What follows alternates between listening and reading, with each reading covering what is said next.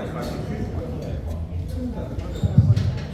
good morning everyone. I want to welcome you all to stage C at the Athens Purslow. Our first segment for today is the rise and fall of trends. And our first speaker is please Elayne. Well, good morning everybody. My name is Elayne Duff. I just want to introduce my panel. I think most of you know them, but I'll say it anyway. So I am the Global Director of Advocacy for Heaven Hill. Next to me is Simmons. He's my National Brand Ambassador for Agave Specialists in America. So all things Ocho and Mezcal, besides everything else agave.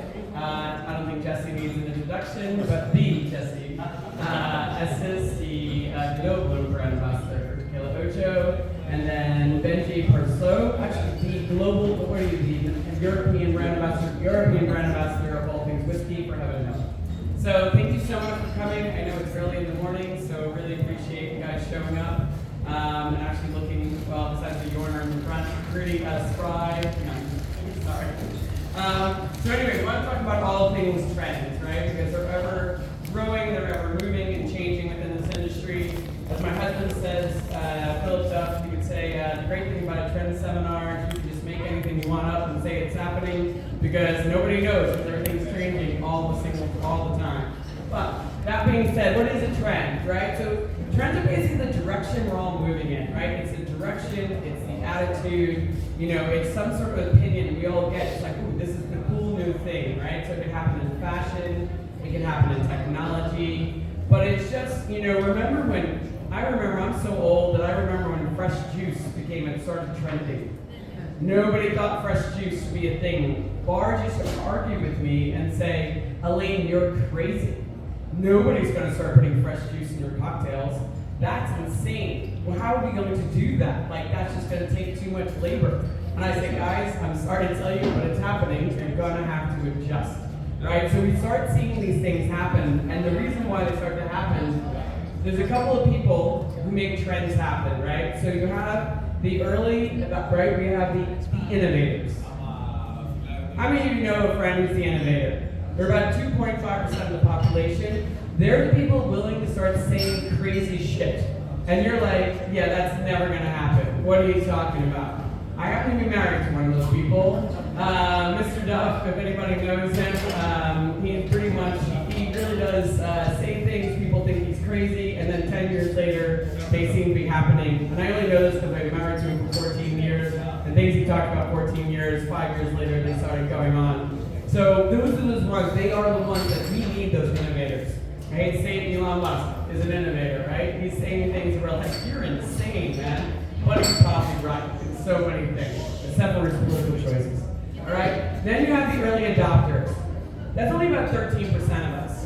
But a lot of people in this room probably are early adopters, right? We see the innovators, we see what they're talking about, you're like, I think they got something here. They're willing to start taking that risk and start putting it out there in the world.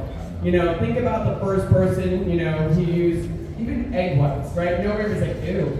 Right? And then they started using foam or started using fat washing. I remember the first time I had fat washed bacon cocktail, the bacon old fashioned from PBT. Everybody was like, that's weird, right?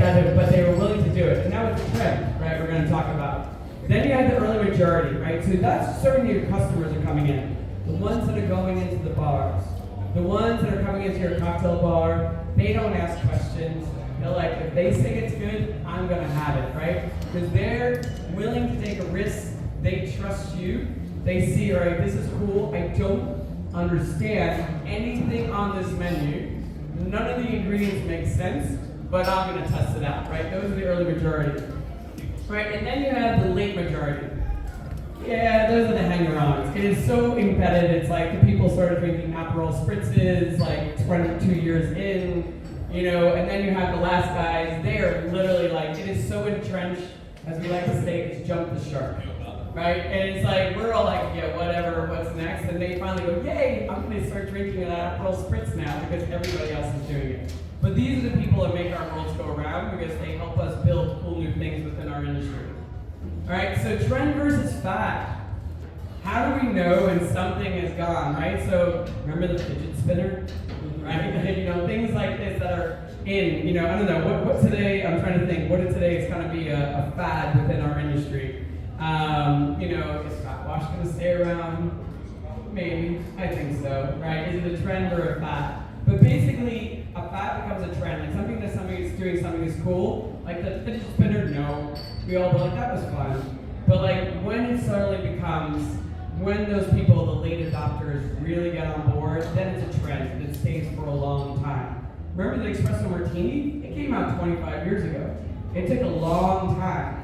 And the reason why things change over, it didn't take off that long ago, it's because, well, nobody wanted to make espresso at the freaking bar every day, right? They didn't. It's like, it was a lazy thing. The espresso martini's been around for a long time, but imagine being in a bar and you have no espresso machine, you're not serving, but now we have Mr. Black and many other things. So that's when things jump over and they become a trend because they became scalable, right? They became easy to do, they became replicable, people started talking about them, so then they start becoming a trend. But you need that leap. Until it becomes scalable, it's never going to be a trend. Until people started learning how to use like fresh juice and like batching it and bringing their bar backs. In America, we don't pay our bar backs very much, so you can bring them in 4 hours early and they'll juice away for a couple hours, and that's where it started becoming easier. All right, so where are we now? Sorry, just looking at it. All right, so current trends, right? So current trends that are happening. Current trends that are happening right now, right? We have the classic cocktails. These have been around for a long time, but some of them are modern classics. Obviously, the espresso martini, the paper plate by Keith Simo. Thank you very much. It's one of my favorite whiskey drinks that are out there. The Oaxacan Old Fashioned, the Bulgarier, which we're going to have here today. The penicillin, right, by Sam Ross. Was it making famous? That was Chucky. He was doubting my facts. Paper plate. Paper plate, yeah. The Naked and Famous, right? Or was it Naked and Famous of Waikiki? All right, I switched those up. Paper Plate was Sam Ross and Naked and Famous. But these are all classic cocktails that are now, that they weren't in fashion then, they're now in fashion, and they're still growing here in Europe. In America, we've been drinking them for a little while. In England, I think they've had them, but in certain countries, I start to see them slowly getting picked up, right? So if you're here in Greece and you're not serving these cocktails, you want to become on trend about that, these are some great cocktails to put on your menu. All right, so what makes a classic a classic? Because, has anybody here wants to make a cocktail that becomes famous? I don't know, I have, right? We all, we're like, how do I get that famous cocktail on the menu? How do I make it so it becomes part of history, right? Because these cocktails are going down in history. So, 4 ingredients. If you ever noticed, they all have just 4 ingredients. It's not that complex shit that we see, you go to your friend's bar and it has 17 ingredients you don't recognize. That's never going to become a classic cocktail because it's too hard. Again, it has to be scalable. It has to be something that's replicated, right? So then it has to have a catchy name. It's got to be something we can all pronounce, right? Something that's easy. It's got to have ingredients you can all find. It's got to get some social media. It's got to get some press, so you've got to be putting it out there. If you're doing guest bartending shifts, and you want to get your cocktail famous, you should be serving that drink everywhere you go, right? Doing interviews, getting on podcasts, putting on your social, but that's the way it's going to become famous, right? And getting other bartenders to adopt it, right? Then you have a brand push. Brands can help you. We start partnering up with companies, the Aperol or the Kilo Ocho, right? Elijah Craig. This is what brand companies do. We love working with you guys, right? And we love being able to take a cocktail and make it famous in the world. We have a lot more money than you do, so utilize this, right? Utilize the money that we have. And obviously influencers, getting people to talk about it and drink your cocktail. All right, so, sorry, I'm trying to keep track of my own so I can see what people are doing. So what drives a cocktail trend? We talked about evolving tastes, right? People, as consumers, start eating and drinking differently. Obviously, their taste buds. In the 80s, we liked things that were really sweet, right? And then the 90s, none of you guys were born in the 80s. I was, but the 90s, right? So 90s, people started evolving, getting fresh drinks, fresh ingredients, classics, right? 2000, we're drinking bitter, we're drinking bolder, we're drinking a lot of Amaros and a lot of just bigger, more tasty cocktails, right? And then you have the social media, right, that we're talking about. We have seasonal offerings, craft cocktail movement, new resources. So every time a new machine comes out, learn how to use it. Learn how to use all the new technology that's coming out. AI is a magical thing. It sucks for some people, but it's actually kind of fun for a lot of us. You put something in there, ask AI, how do I do this thing? It will tell you, right? It might even make a new drink. It might even help you with that cocktail name that you're going to think of. All right, so I'm gonna stop talking in a second so I can hand it over to these guys. But what also is really helpful, right, is social media. It's also the media, right? What's on TV? I always say the old-fashioned to became famous because of the movie Crazy Stupid Love, right? It's one of the, and also Mad Men, right? They started drinking that. So that meant the people who live in the suburbs, who don't come to your bars, they started seeing it on TV. They started seeing in the movies. Think about the Cosmopolitan and Carrie Bradshaw. People didn't start drinking that drink. I mean, Dale DeGroff helped make it, promoted it, and influential people started drinking it. But the mainstream consumer didn't start drinking it until it was on Sex and the City, right? So getting it on TV can really help how we're drinking and changing. And the last thing is, so I'm going to go this really quickly because these guys have been standing there staring at me. So what's happening right now? Let me go back.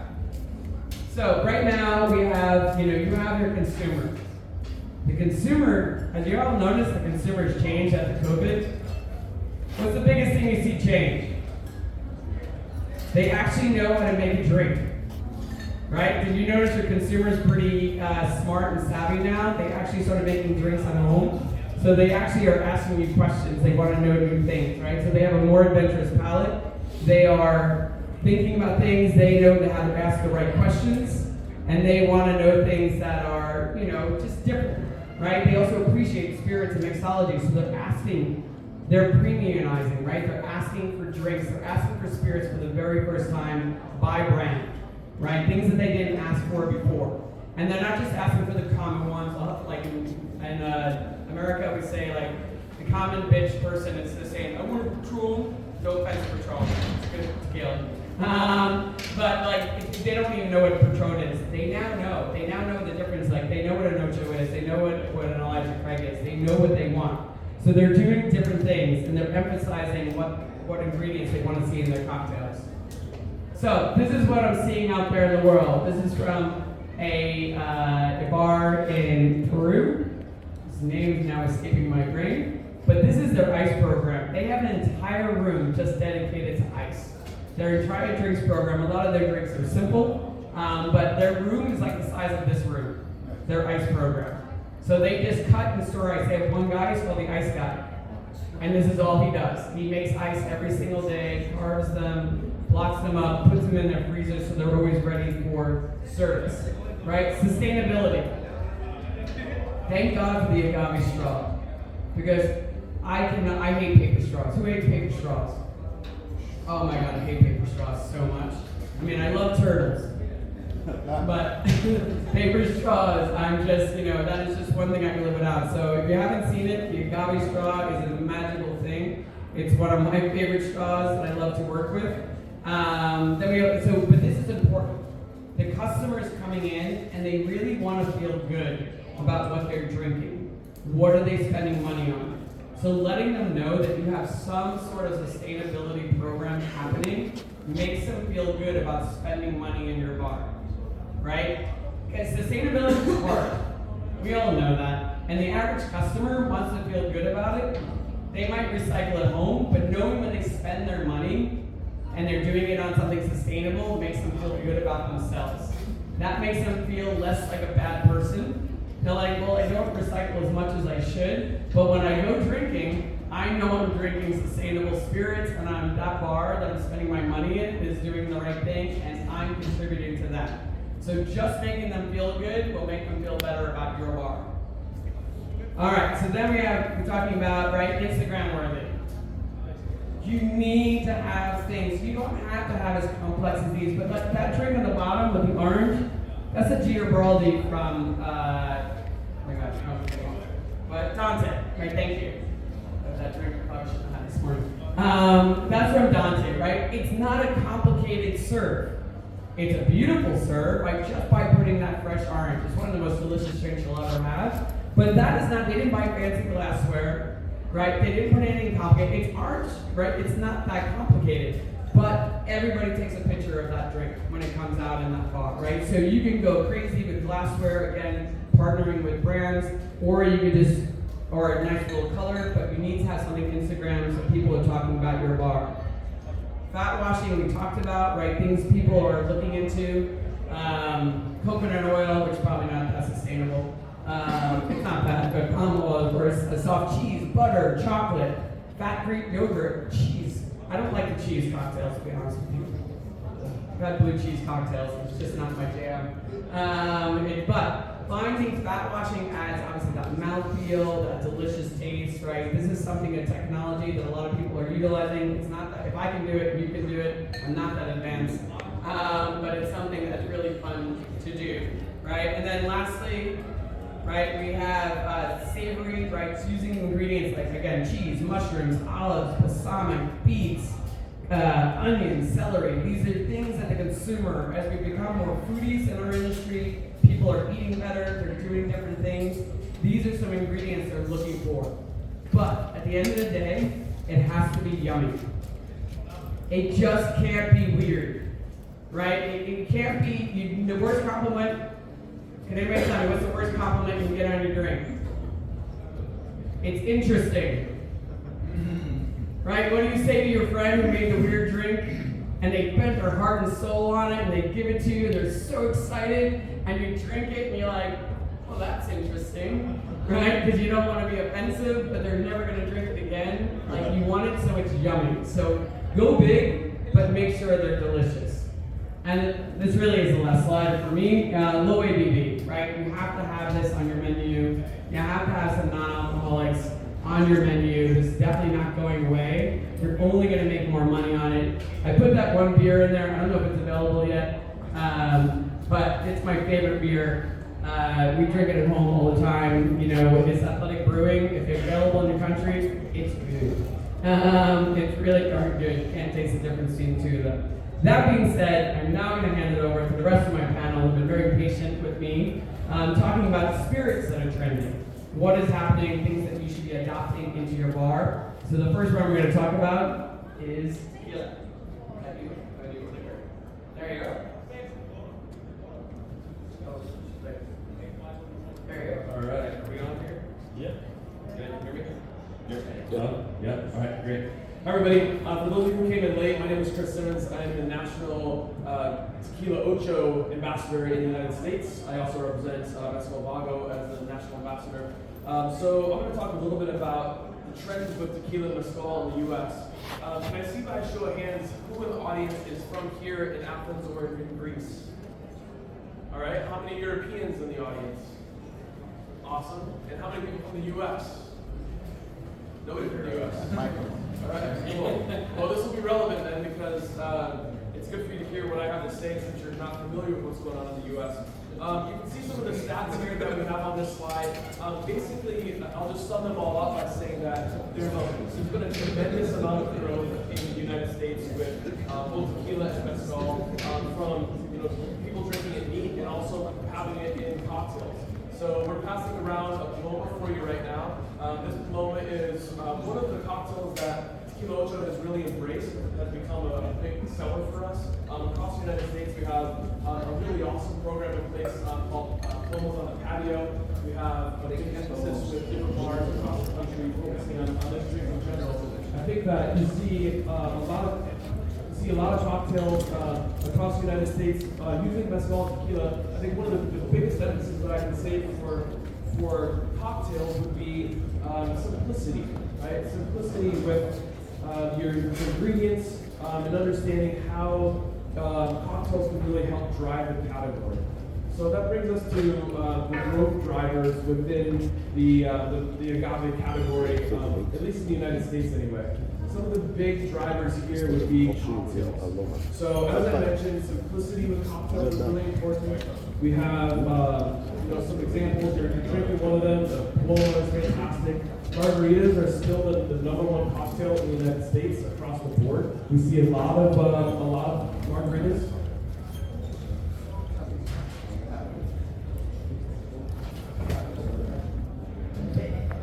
Paloma breakfast. Nope. Here we go. Okay. Can you hear me a little better back there? Yep. Yeah. Great. Okay. So talking about cocktails, some really great examples here. You'll notice that some of them are modern classics, like the Naked and Famous or the Old Fashioned, but you really can't go wrong with traditional classics as well. So that's your Palomas, it's your margaritas of the world.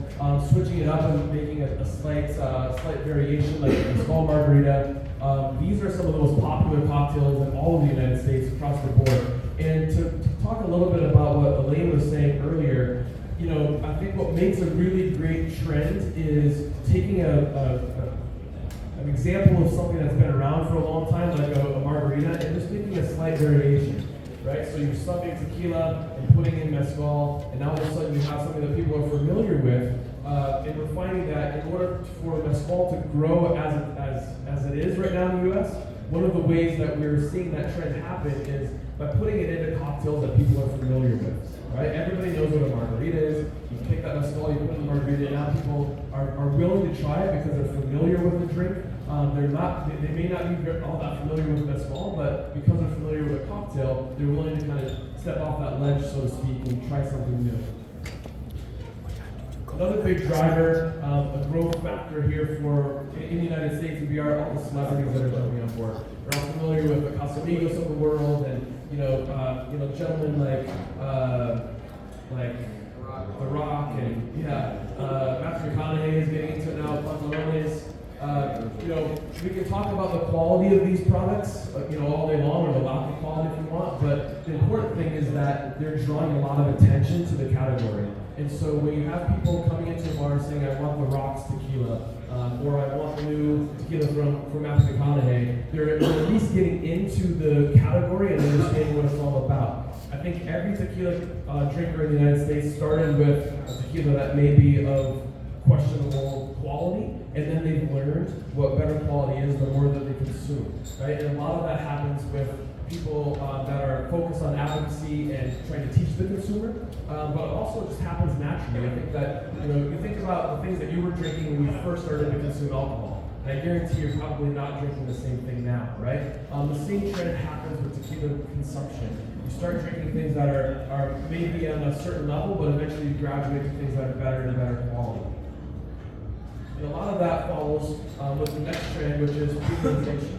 So as we see better and better spirits hitting the market, the trend for how people are consuming follows that, right? Of course, when you have more expensive tequila on the market, the only way it's going to be sustainable is if people are drinking it. And that's what we're seeing across the board, across the United States. People are walking in and they're less concerned with how much money they're spending, they're more concerned with the quality of what they're consuming, which is fantastic for us, right? Especially with brands that we have in front of us here, like Tequila Ocho. That's a very high quality brand. People understand that they might pay a little bit more than they would for a lesser quality brand, but they're happy to spend the money to consume something that is delicious.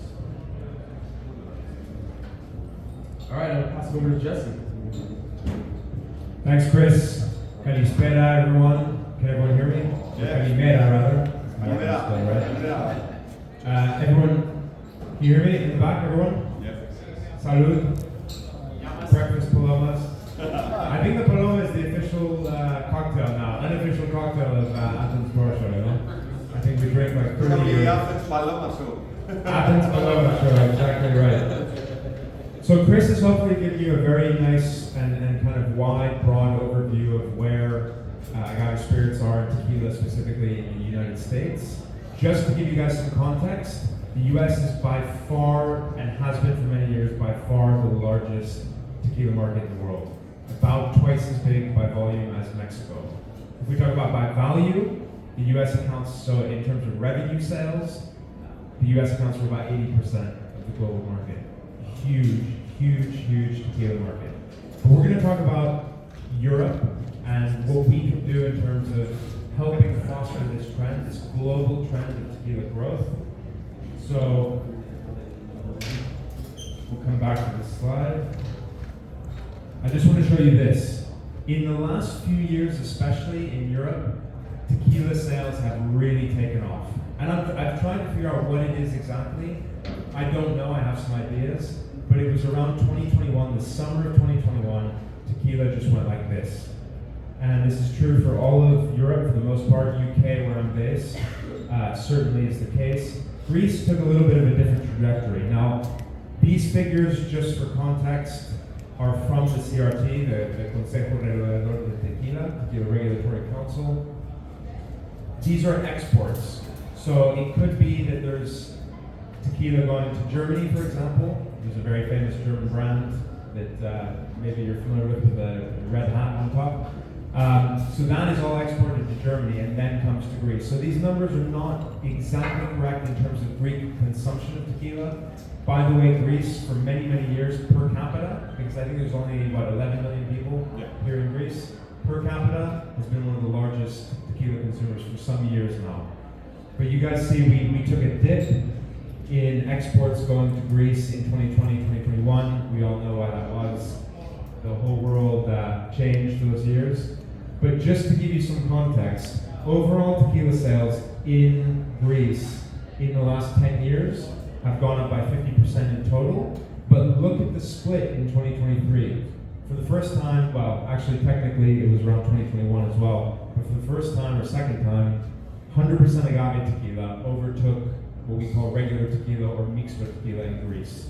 So again, this is part of that trend of premiumization, right? People are spending more money on higher quality tequilas. And of course, with brands like Ocho, we want to foster that trend. So Jessica, you're trying to say they're not drinking them with the red hat? No comment. But you said it, not me. But. So the other trend you can see is from 2020, the figures of overall tequila sales to today, or last year, let's say, tequila sales or exports to Greece rather doubled.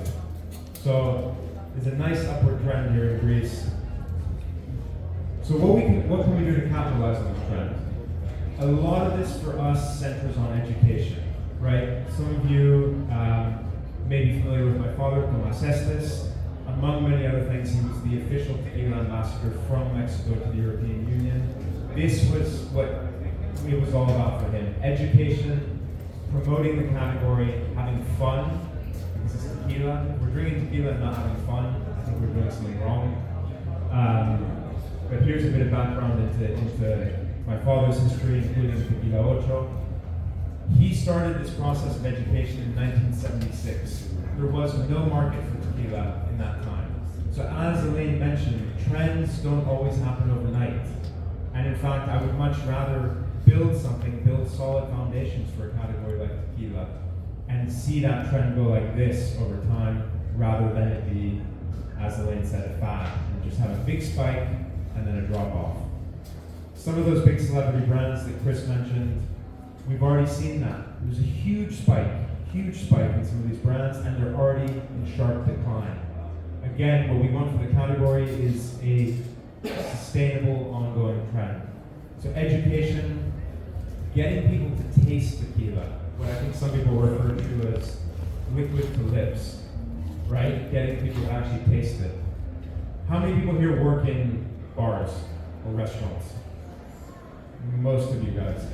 So how many people of you have regular basis have guests come in and say, you know what, I drank tequila, I really don't like it, or I had a bad experience in school or in university. How many people does that happen to on a regular basis, right? There's still a big stigma. It's a little bit different in the United States. There's a big stigma that I see in our bars in France and the UK, and that I see across Europe, that people haven't recovered fully from a bad experience that they might have had 20 years ago, drinking a tequila that probably was not correctly made. So there's a lot of regaining our guests' trust and consumers' trust. I usually do that by starting with a cocktail. So I think Chris mentioned this. I'm a big fan of a saying that might be controversial in this room, that anything vodka, gin, rum, whiskey can do, tequila can do better, right? Take a classic cocktail, switch out the base spirit for tequila, and you can make a delicious Clover Club. In fact, that was always my go-to. In London, people say, no tequila. I said, look, this is pre-COVID. You couldn't do this now. But I said, I'll make you a drink. If you don't like it, I'll drink it. obviously now you have to be careful with sharing cocktails, but 99% of the time, I would make them this, depending on who it was, I might change the drink and depending on their taste, but cater to your specific clientele. I would often make a Clover Club with tequila space and go, wow, this is a good drink, but there's no tequila in there. I say, yes, there's 50 milliliters of tequila in there, 5 centiliters of tequila. Healthy measure. Do me another favor, you've tried this cocktail, you're enjoying it, taste a little bit of tequila. They say, no, I can't, I won't. I said, you're already drinking it, just taste it neat. And then they say, okay. And they go, hold on, this is good, but this is not tequila. I said, yes, this is tequila. Tequila is a wide spectrum, and for good or ill, on one end of the spectrum are some pretty poorly made spirits. On the other end of the spectrum, and I can tell by you guys, the look on your faces, is, I think we can all agree, some of the finest spirits in the world, right? So, but getting people to understand that is a process, regaining their trust, having, of course, a good selection of tequila in your bars, a wide range of selection. If you have someone who comes in who loves drinking bourbon, make sure you have an añejo that's very heavily aged. Again, you know, if people are gin drinkers, have blancos that have those kind of floral qualities to them. Cater to your clientele and help move them, nudge them in the direction back to drinking tequila. So I think that's it for me on tequila. We're going to move over to American whiskey now with Benji.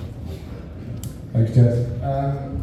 Amazing as always, and I think we'll touch on a lot of the similar subjects here. Obviously, premiumisation within the industry of what it is we're doing. We've seen a huge rise in American whiskey sales throughout Europe over the last 10 years. This hasn't just been in bourbon. This also accounts into other categories. A lot of rye has grown exponentially in the last 10 years. And then there's the other styles of American whiskey, like corn whiskey, which bartenders are very much into, but the public haven't quite got there yet. Wheat whiskey, American single malts, and other things that are coming this way as well. So we're seeing a lot of that, and with that we get a lot of people within, consumers coming in that don't necessarily understand these different points. We can't go out there and advertise it, you can't go and put this stuff on TV and say, this is our wheat whiskey. Do you know what that is? We have to start to explain these things to the guest so they can understand it. And one of the best ways we can do that is through cocktails. Particularly in Europe with American whiskey. American whiskey has got some amazing classics that have comes for its name, right? America is one of the foundations of some of the modern day classics of whiskey cocktails and cocktails in general. So we're seeing a lot more now with that kind of sales coming up because we're starting to premiumise a lot of it. The customers are drinking better, they're drinking less, and when they're doing that, we have an opportunity to move them into the right direction for some of these amazing drinks that we have. Ocho is great, but it's more expensive than one with a little red hat on. So you have to have that awareness with feel bad for picking on Sierra. You've got to have that awareness of how we're going to move people into these things. They're not going to do it automatically. They put trust in you as bartenders, right? We've all bartended for years, rightly or wrongly. They put a lot of trust in you when they come to a bar. And you've got to be able to do that both through the educational side of the understanding of what goes into it, how long it's made for, where it's been aged, what it's been done, the provenance of the spirit, and also into the drinks that they consume every single day. So you can see here over the top 5 spirit categories by revenue, it's grown massively in America, but also in Europe as well. Over in America, obviously we've had a huge amount of growth, but bourbon's been big in America for the last 25 years. Realistically, it dropped off a lot in the 90s and we're almost completely gone. There was only 10 distilleries in America making bourbon back in the 90s. Well, actually recently, 2005. Now we have 2,700 distilleries in America making bourbon. So it's changed. In fact, that now is starting to plateau a little bit, but the wines and craft spirits has really changed things again. The offerings that we have when we go into these places are starting to change, diversify away not only from the big brands and respected and well-established brands, but into some of these other brands who are doing things differently, whether they're focusing on the barrels that they're using when they're doing some of the finishing, or if it's just the corn that they're making and going out and making their own heirloom corns to be able to, make something a little bit different. Because we've all got to make it a bit different to each other, right? So we've seen a few different drivers of American whiskey now, but cocktails, particularly in Europe, is going to be the biggest one, right? We have a lot of other whiskey in this continent here that people gravitate towards, but American whiskey's got more of the history with them. If you look at Scotch cocktails, for instance, Most of them are just rip-offs of American whiskey cocktails, right? Rock Boys in Manhattan, penicillins are hot toddies, so we don't really count that one, but a cold toddy. He didn't get that, that's easy, everyone did that. Anyway, sorry. So these are the kind of things that we see a lot in the States and where they go. Now, again, we talked, Chris spoke on this a little bit. When you start putting things to conventional cocktails, the understanding from the client is they know what they're going to expect, right? If you come in and ask for an old fashioned, someone's going to know it's going to be pretty spirit forward, it's going to have a little bit of sweetness to it, it's going to be cold, and it's going to be pretty full on. So when you start to create your cocktail programs, you can use these classic descriptors and changing those things that we use. So a lot of the trends that we're seeing now, obviously, is local cultivated ingredients, using the stuff that you have close to your bar that you can highlight. I was in Stockholm last week, they use Arctic raspberries in almost everything. They're amazing, do you know what I mean? And you can just take the foundations of some of these cocktails. Manhattans, I've had umami Manhattans with porcini mushrooms and salt and olive oil and all sorts of stuff. Not over the moon with it, but you know, I like a more sweet Manhattan. Paper planes, obviously, again, this is the equal measures cocktail that's come out of the States as well. Boulevardier, which is being served to you right now. You can highlight these styles of drinks and changing those one ingredients. Sazerac Bucks is a great example of using strawberries with American whiskey, which we don't, when a lot of people think of American whiskey cocktails, they don't necessarily go to those berry fruits, but it works amazingly. You can, as Jess was saying, you know, when you're making clover clubs with tequila, people are like, wow, what's this? You can make amazing fresh fruit drinks with American whiskey and change people's mindsets against what these drinks actually are. We've seen a lot of this kind of stuff, as Elayne said earlier, touched upon earlier, you know, the American whiskey in the mainstream media, you can take inspiration from a lot of those things. I was working in bars when Mad Men came out, and the change overnight from men coming in and drinking Sex on the Beach to an old fashioned was almost instantaneous. We literally didn't know what was going on. I didn't watch Mad Men at that time, so I was like, what the hell is happening? Why am I making loads of old fashions all of a sudden? And it did change it. It felt almost overnight. And our whiskey sales started going through the roof. And guess what? When we did that, our better whiskey sales started going through as well. We were charging more money. Yes, definitely the drinks. We were charging more money for it. There's better GP on it. But the customer's getting a better drink. You're not ripping them off. You're getting better products. But you need to have the knowledge as your staff and as your team to be able to back up why they're paying more money for it. Why do I want to go to a product that's double the price of another one when I'm drinking my old fashioned? Well, you've got to understand the makeup of it, where it's been aged, why it's more expensive, how much liquid we've lost over those 10, 12 years. And that's what's really important to it. As I did touch upon as well, the emergence of craft distilleries has been massive, going from 10 distilleries up to 2,200 in the last 15 years in America.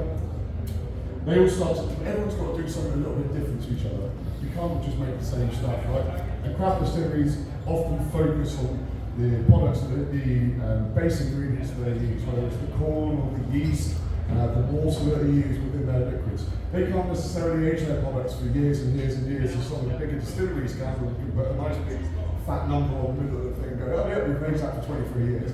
Craft distilleries can't do that. They can't afford to have products sitting around, and obviously they've only started 15 years ago. How are they going to have a 23-year-old whiskey sitting in Saturn? So they have to focus on these other areas, whether it's the heirloom or the water that's taken from a well up in upstate New York, or it's the yeast strains that they're taken and they're cultivated that's going to make a fruity whiskey or a spicy whiskey, and they can try and play onto those different flavours. Again, us as bartenders are going to have to educate the consumer on that, because otherwise it's just yet another bottle on the back bar. So we really have to try and allow and drive these.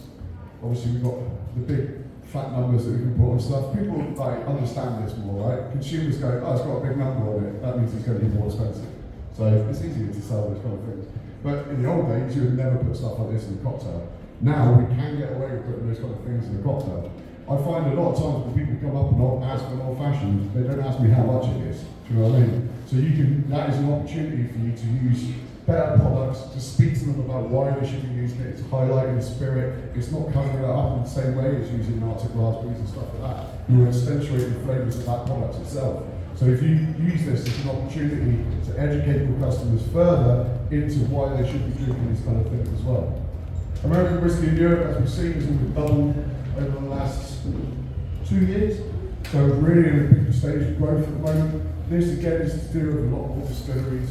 A lot of distilleries do a lot of other products as well, so we're not just focusing on our standard core products anymore. Even Jack Daniels are reaching out into different legitimate stuff like bottled and bonding and stuff like that, rather than just apple and things like that. Sorry, if anyone's here for Jack. These are some of the things we've spoken about this, how we can capitalise on it, right?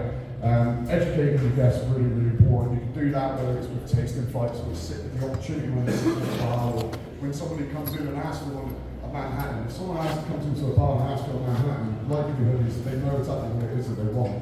The consumer is definitely more educated than what they were 10, 15 years ago. COVID did change that because a lot of people were at home were drinking a lot of these cocktails, and we couldn't go out to the bars and get them from us.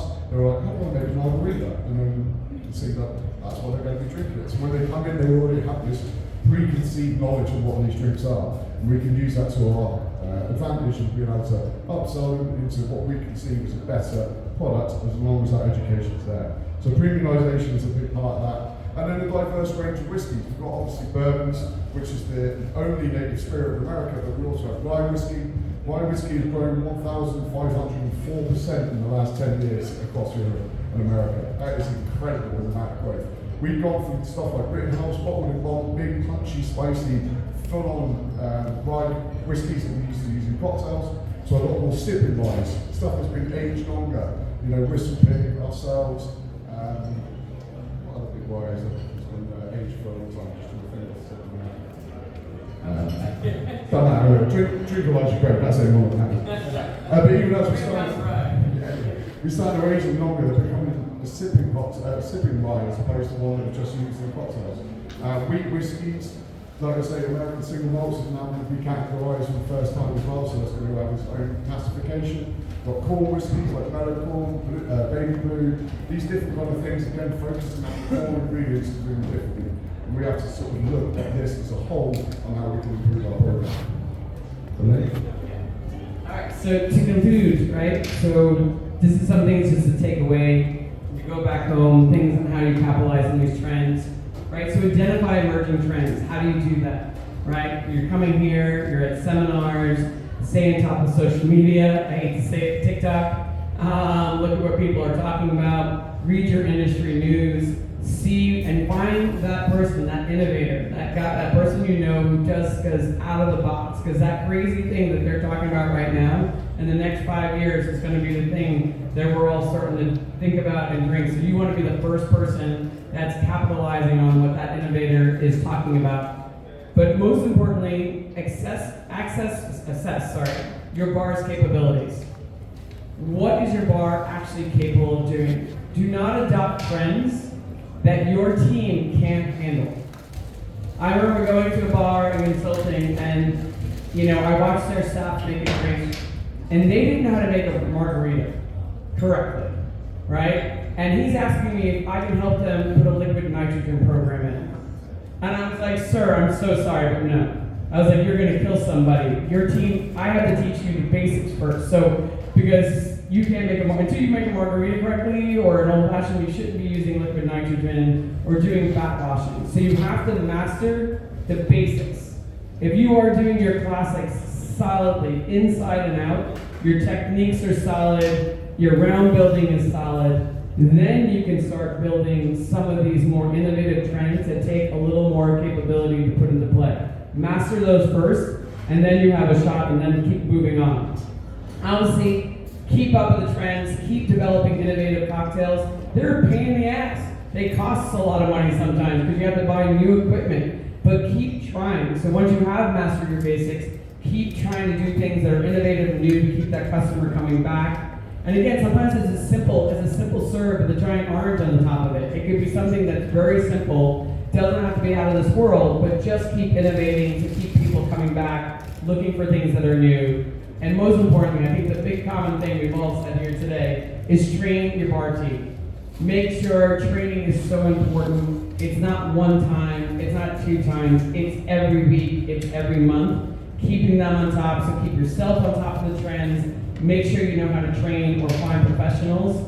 And utilize, I'm going to say this, utilize people like the team up here. When you want spirit training, there are no bigger experts in this industry than brand ambassadors, right? So finding the brand ambassadors who not only know about their brands, but also understand the category at a much deeper level, like the quality of the team up here, who can come in and say, hey, can you do an agave training with my team? Not just on your brand, but on the category as a whole. Can you do a whiskey training with my team, not just on your, but everything's behind my bar? They can do that, right? They can come in and teach you about the different things you're carrying on your bar at a much deeper level, and we're free, right? We come in, this is what we do, this is our job, right? This is what we love to do, is to help you guys build better programs, build better whiskey selections, agave selections, gin selections, whatever it may be.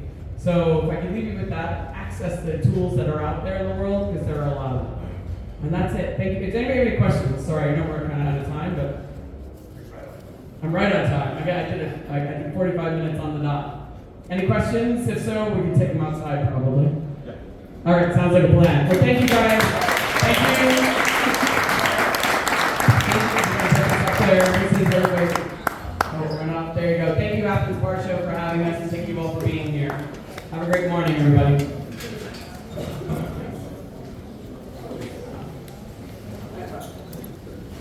What do you do next, sir?